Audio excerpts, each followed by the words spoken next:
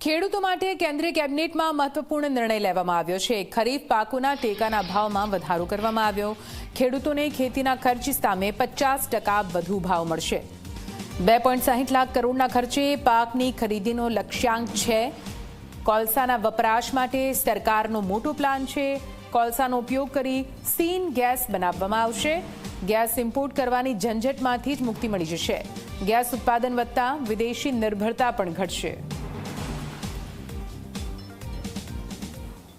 करीब हर एक का, चाहे पैडी हो, चाहे ज्वार हो, बाजरा हो, रागी हो, कहीं पर तो मूंग है तो 61% अधिक है, उड़द है तो 51% अधिक है, मेज है तो 56% अधिक है कॉस्ट से।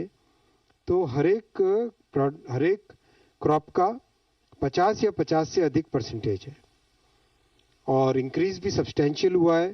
कहीं 72 रुपये, कहीं 324 रुपये, कहीं 319 रुपये, कहीं पे 450 रुपये है तो कहीं पे 622 रुपये भी अधिक हुआ है। इस बार इंक्रीज हुआ है।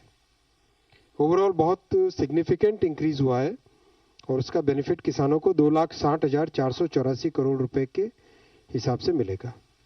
ये एमएसपी एक बार तय होती है पूरे सीजन के लिए। 4 महीने का सीजन होता है, ये 4 से 4.5 5 महीने का। इस 5 महीने के सीजन के लिए एक बार तय होती है, तो वो तय हो गई है अभी और टाइमली तय हुई है। किसानों को इसका बेनिफिट मिलेगा।